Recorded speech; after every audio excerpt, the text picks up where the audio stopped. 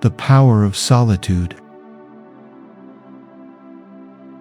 Stoic Wisdom for Inner Peace.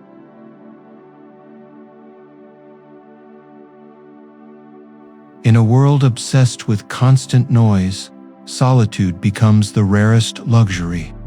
But this isn't the loneliness you fear, it's the stillness you've been longing for. The Stoics knew, when you strip away the noise, you don't lose yourself, you find yourself. This is the sacred silence of being alone, not isolation, but presence.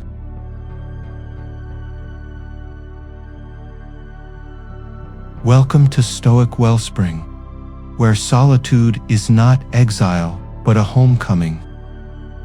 Here, every moment alone is an invitation to return to yourself, to your breath, to the ground beneath your feet.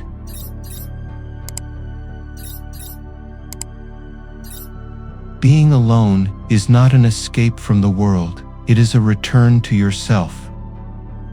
The noise outside may stop, but the real challenge begins when the noise inside grows louder. In solitude, the masks you wear for the world fall away. You meet the unedited self, raw, honest, and unafraid to be seen. The Stoics taught that solitude is not a void, but a forge shaping character, sharpening perception, and anchoring the soul in clarity. In the next moments, we will walk together into that silence, not to lose ourselves, but to find the ground where meaning begins.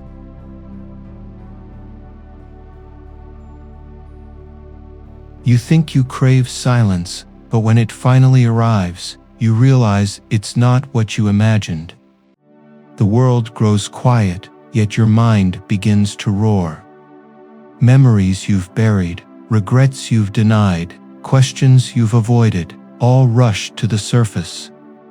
This is why so many run from solitude, not because it's boring, but because it's brutally honest. Marcus Aurelius once wrote in his Meditations, "Nowhere can man find a quieter or more untroubled retreat than in his own soul." But before you can reach that stillness, you must first face the storm inside. Sometimes, the loudest turmoil comes not from the world, but from within.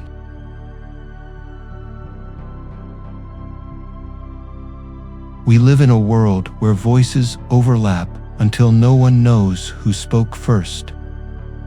Social media feeds you opinions before you've even had the chance to form your own.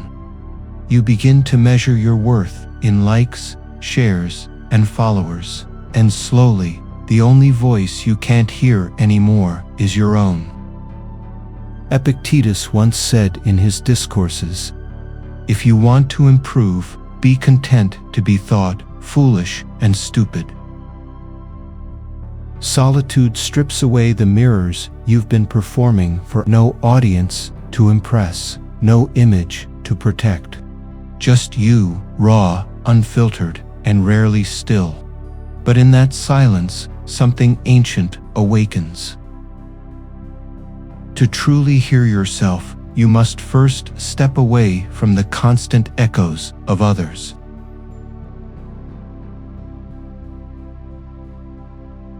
There is a quiet fear that creeps in when you are alone.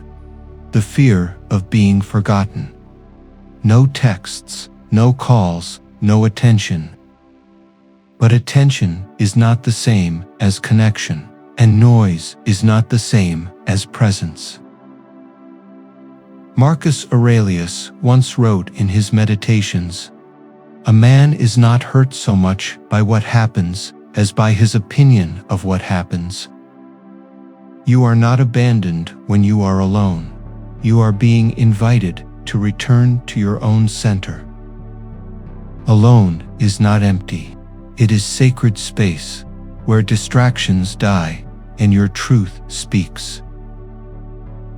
The difference between loneliness and being alone lies in what you seek in the silence.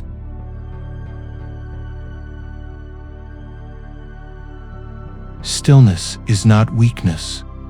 The mountain is still. The ocean is still. Beneath its restless surface, what is unmoving is often unshakable. Seneca once wrote in his letters to Lucilius, "No man is more unhappy than he who never faces adversity, for he is not permitted to prove himself." Solitude is a form of adversity, but not from the world, from the self.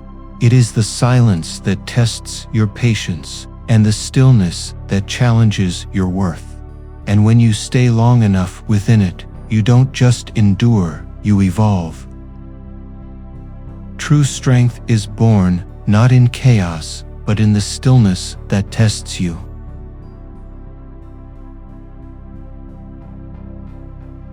The Stoics never avoided discomfort. They stepped into it, eyes wide open. They knew the mind, like metal, must be tempered by fire. Solitude is that fire, burning away illusions, doubts, and the fragile self, the heat of unanswered questions, the smoke of self-doubt, the flame of forgotten dreams rekindled.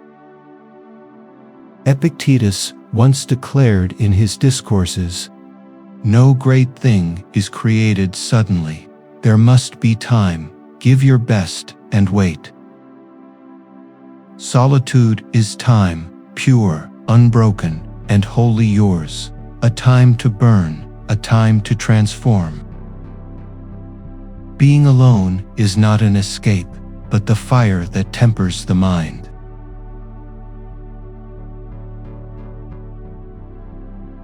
When you are truly alone, there is no audience, no one to impress, no role to perform. The masks you've worn for years fall away. What remains is raw, unfiltered, and unedited.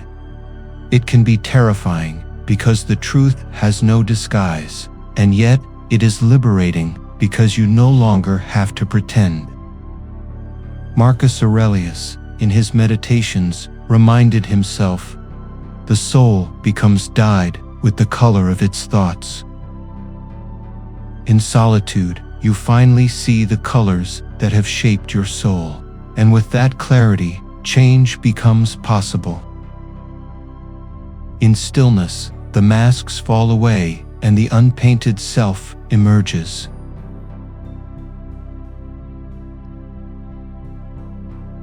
Solitude doesn't shrink your world, it expands it inward.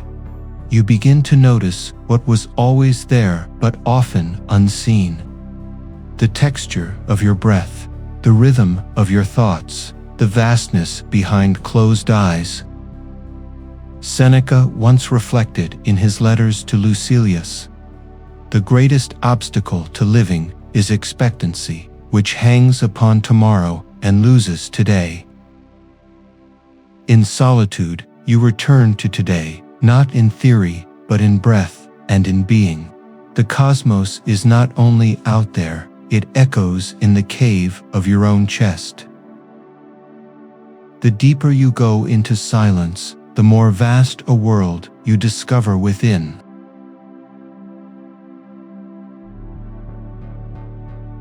Most people treat silence like a waiting room, something to fill until the real moment arrives.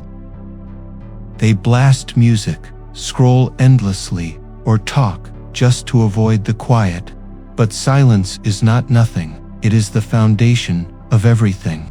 Musicians know the pause is as important as the note. Artists know empty space gives the form its meaning. As Marcus Aurelius noted in his Meditations, the soul becomes dyed with the color of its thoughts. In silence, you finally see the true colors of your mind, and you realize it was never empty, it was waiting for you to look. Silence is the canvas where meaning takes shape.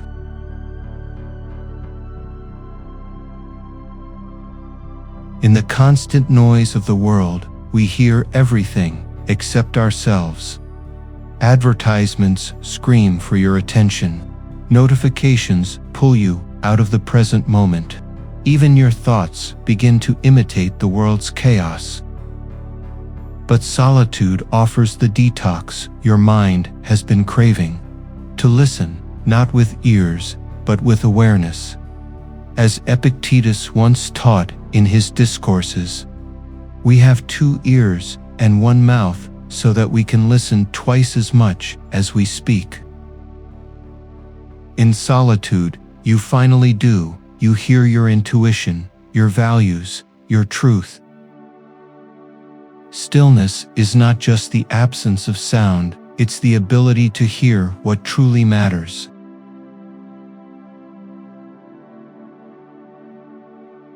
There is a clear line between isolation and solitude. Isolation is reactionary, born from fear, resentment, or hurt. Solitude is intentional, chosen for restoration, reflection, and strength. The Stoic does not run from the world, nor does he drown in it. He withdraws like a soldier sharpening his blade in a quiet tent. Marcus Aurelius wrote in his Meditations, "People look for retreats in the country, by the coast, or in the mountains, but nowhere can a man find a retreat more peaceful or untroubled than in his own soul." Solitude is not escape, it's a return to center, to clarity, to self. Many use solitude to hide, the wise use it to protect.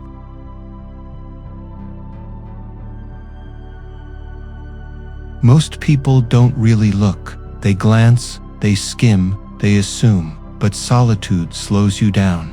You begin to see people, not just their actions, but the wounds beneath them.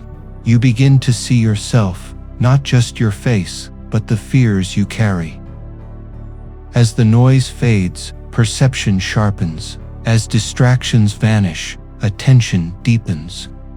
As Seneca wrote in On the Shortness of Life, "It is not that we have a short time to live, but that we waste much of it." Solitude shows you where your time is going and where it should go. Only when the world stops distracting you can you truly see its nature.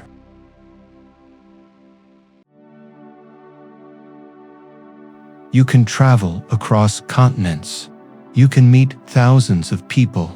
But if you cannot sit quietly with yourself for 10 minutes, you are still lost. Alone time is not a punishment, it's a privilege. It's not something to escape, but something to master. As Epictetus warned in his discourses, "No man is free who is not master of himself." So how can you master yourself if you don't know how to be with yourself? Solitude is your dojo, your monastery, your quiet forge. It is where the noise of others fades and the discipline of self begins. Many live their whole lives without ever truly spending time with themselves.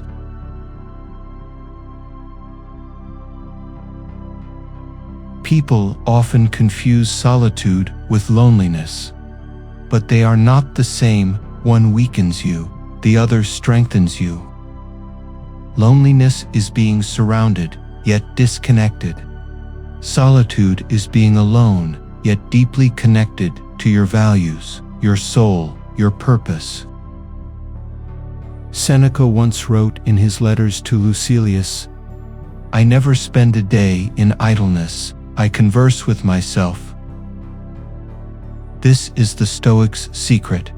He is never truly alone, because wherever he is, he brings his mind with him, and in that sacred companionship, loneliness dies. Loneliness is the absence of others. Aloneness is the presence of yourself.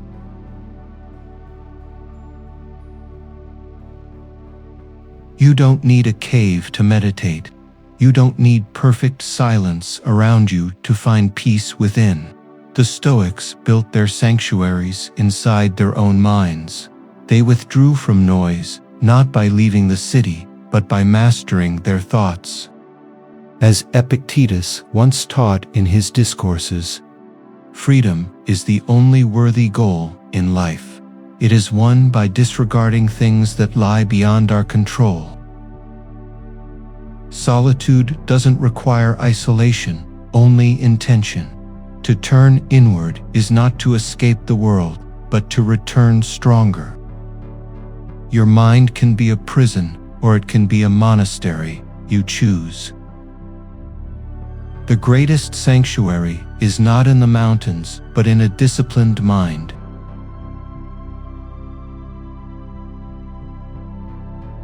In the monastery of the mind, silence is sacred. But silence isn't the absence of sound, it's the presence of clarity. The Stoic listens not only to others, but to the whispers of conscience, reason, and virtue. Seneca once wrote in his letters to Lucilius, "We are never so likely to be alone as when we are surrounded by a crowd." Stillness is the echo of inner truth, revealing what noise tries to hide. To cultivate stillness is to create space where truth can enter, undistorted, undisturbed. And in that silence, you meet the voice you've long ignored, your own. Stillness has its own voice, one that noise can never imitate.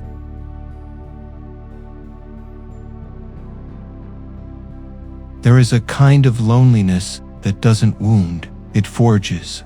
Like iron in the fire, you burn a little to become unbreakable.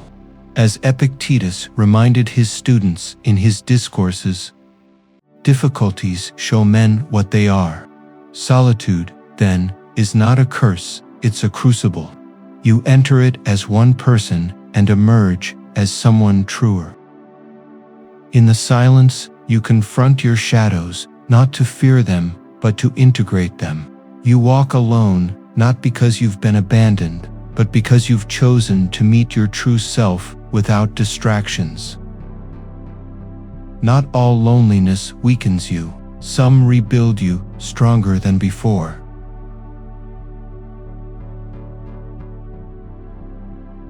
You can build temples from stone, or you can build them in silence. The Stoic does not escape the world to hide. He retreats to reflect. Marcus Aurelius, in his Meditations, spoke of this inner refuge.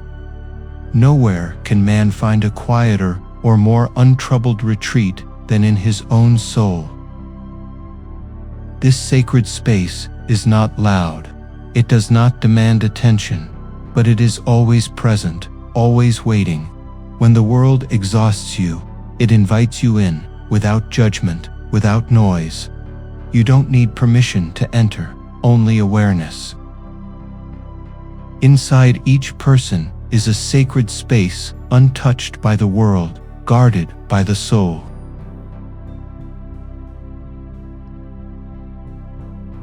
The Stoic doesn't shout to prove his strength. He becomes strength itself in silence. Stillness is not passivity. It is poise under pressure.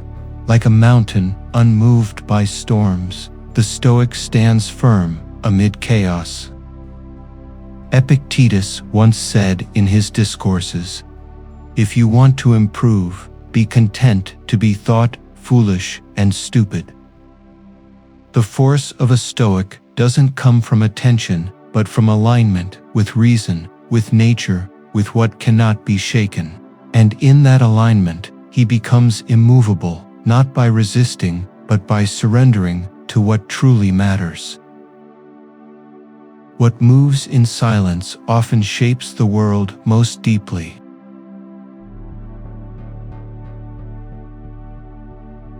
Before you move forward,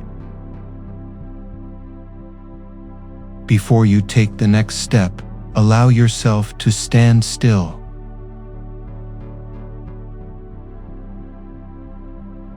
Feel the weight of your own breath.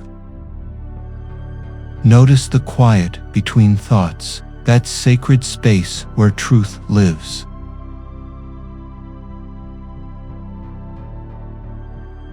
You don't need to rush into clarity. You need to let it arrive.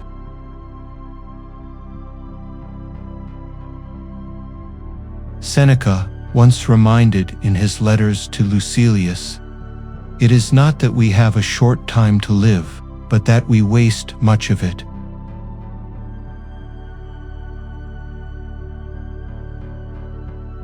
Let this moment be one you don't waste, a still point in a turning world.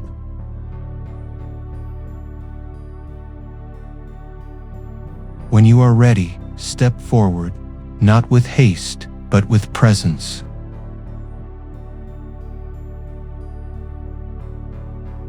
If you've walked with me through this journey, thank you, not just for watching, but for listening. In a world addicted to noise, choosing silence is an act of quiet rebellion.